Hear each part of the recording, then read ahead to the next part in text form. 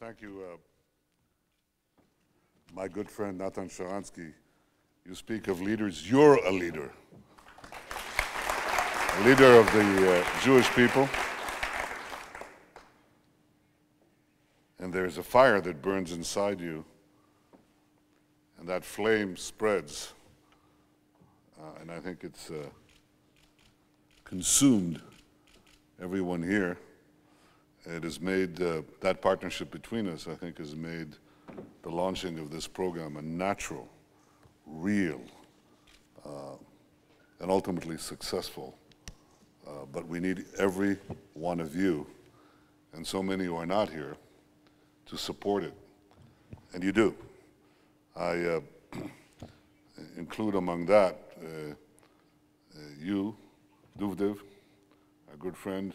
You're committed to this, as is my Director General, Harel Loker, who spoke to you about spirit. We need, how do you say this, kemach and Torah? Flour and Torah, okay, right. And I welcome also the Director General of the Office of Jerusalem and the Diaspora, Dvir Kahana and Alan Hoffman, again. We have here our new ambassador, Israel's ambassador to the United States, Ron Dermer. He was instrumental in launching this. And many of the representatives of the government ministries who are charged with our side of this, and you, representing so many Jewish communities throughout the world. I understand, Maurizio, that you speak about our collective genius. We're definitely sure about the collective. We'll have to live up to the other part of it. But the Jewish people have shown a remarkable genius in many fields. And the most important one is to continue the thread of our existence through thousands of years, through extraordinary challenges, maintaining our identity, not always able to secure our existence. We've lost tragically not only in the last century, but we've been able to rise up, reestablish our national life in our ancestral homeland, build a state, build an army, build an economy, build technology, build culture.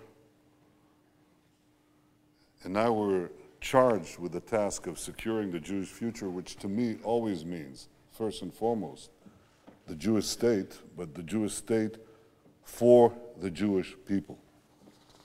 All of the Jewish people.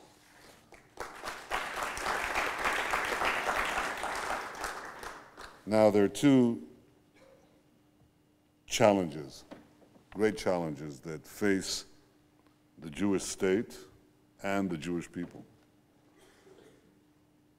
And we have to address and meet both challenges.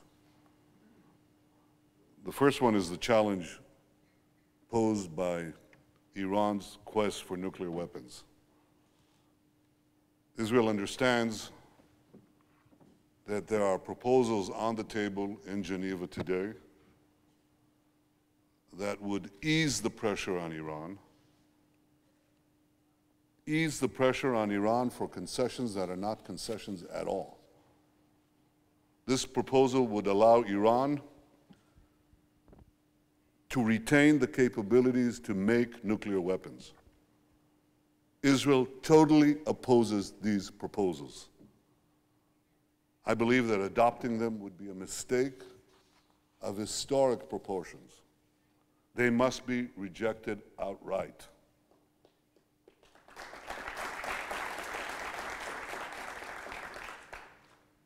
The sanctions regime has brought the Iranian economy to the edge of the abyss, and the P5+1 can compel Iran to fully dismantle its nuclear weapons program. Which this means ending all enrichment and stopping all work on the heavy water plutonium reactor. Anything less will make a peaceful solution less likely. And Israel always reserves the right to defend itself by itself against any threat. This is one of the central lessons that we have learned in our history when we were powerless to defend ourselves by ourselves against any threat. We don't forget our history. We use it to chart our path to the future. And we have done so with remarkable success.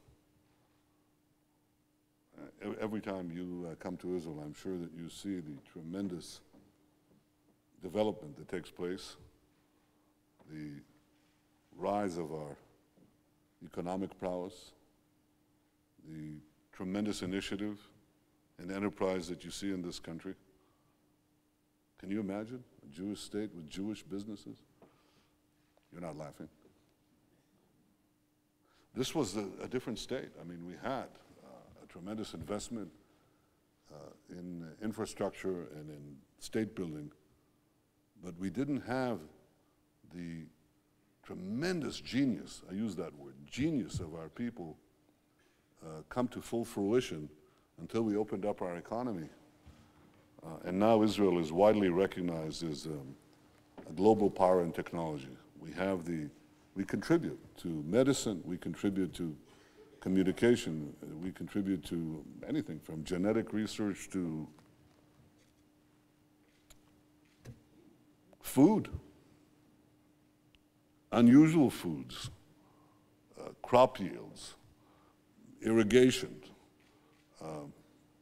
We have cows that produce, well, which country has cows that produce the most milk per cow? Well, you'd think it's France or Holland? No, it's Israel. Number one country in recycling by far of water, Israel, and so on, and so on, and so on. It's endless. But we always recognize that what we have to do in developing our country and defending our country is not only for us. We're a link in the chain of generations of Jews who have dreamt about resuscitating the Jewish collective life by reestablishing our sovereignty in the land of Israel, but also by ingathering the exiles and by creating a human bridge to Jewish communities around the world. And I feel that deeply. I am aware of our history. I think I'm intimately familiar with it. And I know that what has kept the thread of our life through the generations was the ability of successive generations of Jews to maintain our culture, our history, our values, our identity. The Jews were unique in this because we were one of the few, if not the only, broadly literate people in antiquity. And we were literate when nobody else was. In ancient times and throughout the Middle Ages, this is a remarkable thing in the age of knowledge. Today we're in a century of knowledge. The Jews were for centuries and centuries of knowledge. Fathers taught their sons to read and write. That was part of our inherent faith and traditions. And this created a potent power and a potent tradition. Reading, writing, arguing. Truth wasn't fixed, narrow. It evolved through discourse, through debate. Our whole Talmudic system was based on this idea of this expanding fruit of knowledge. But throughout that, we carried our traditions forward. And this is what made our success possible. This is what made the dream of returning to Zion and reestablishing the Jewish people possible. I think that this collective identity is under threat today. It's under threat because we live in an age of fragmentation. Fragmentation, and in many ways, ridud, my English, Ron, help me out. Shallowness? We're not that deep in this modern age. Knowledge is theoretically available to all, but it doesn't mean that all sees it. It's there, but it can be paper thin. Even though it's instantly available, even though there are libraries today that are unimaginable, and you can get them at your fingertips. You can get any piece of information. That is not knowledge, and that is not identity. That is information. It's available. But it doesn't necessarily form the foundation of identity, of culture, and of conviction. It can have the opposite effect. That is unstoppable, mind you. We're investing in fast fiber. We're investing in digital education. We're investing in all those things that are part of the modern world, but we have to invest in something else. We have to use these instruments, but also create a firm base of identity and conviction. That's a big challenge. It's not easy. I've always thought that we have to use the instruments of tomorrow today to shape tomorrow. And therefore, I thought it's particularly important to embrace this initiative and work together to get this partnership with the Jewish world to secure the Jewish future. It's something that you've been involved in, you've been thinking about it, you've been talking about programs, you've been talking about spirit, and you've been talking about the flower. We'll put more flour. Did you tell them? Yeah, more flour. But you got to get some flour too. I mean, this is, in all things, this is a joint cooperative action. And I think that's, what underlies my belief in how we succeed. We work together. And I always thought that in my first term, this is my third term as Prime Minister, I want you to know, well, I'm not that old, but I want you to know that when I was considerably younger, and you reminded me, Nathan, how we met with Michael Steinhardt and Charles Bronfman, and I thought at that time already that Israel was no longer crawling, already walking, and in some ways already beginning, well, at least to trot, if not to run. And I thought that we were able to begin to put back to the Jewish world. We'd been the recipient of aid, and I thought that the proportion of aid as part of our GDP was shrinking anyway, but that the larger resource and the more important resource was not the assistance we were getting from the diaspora, but the assistance that we could give to the diaspora to maintain our common identity. And therefore, we put some flour in this. And Taglit was the first program, and I think we dealt with it in '97, as you say. It changed, it pivoted. The idea that basically Israel was the recipient, the diaspora were the donors, and that was it. That changed economically in many ways. But it was a cultural change in which we said, no, we're going for a partnership to strengthen Jewish identity. How? By getting young people to come here. That developed into Masa, which I later had the opportunity to assist both as finance minister and, of course, as prime minister, and other programs like Hefziba. But now, what we're dealing with is broadening this to a variety of programs that will create a critical mass of understanding and knowledge and identity and conviction to carry us through our journey into the next few decades. And I think it's very exciting and very important. I don't say that we don't have immediate problems. We do. I've always adopted the policy from my first term as Prime Minister of partnership. I always viewed the Prime Minister of Israel, a post that I occupy with great reverence, to my responsibilities for all Jews, I thought that we have to make sure that we work as much together and avoid the pitfalls that could break us apart. One of these issues that we've dealt with lately, actually in the last government, began to address it, with Avichai Mandelblit. Avichai, stand up so they see you.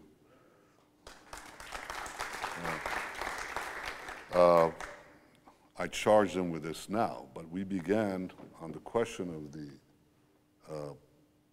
the Kotel, making sure that it's the Kotel for all the Jewish people. I began that project, and Avichai took it with Natan. I asked Natan and the new cabinet secretary, who, by the way, was a JAG. Is that what it is? JAG? What is that?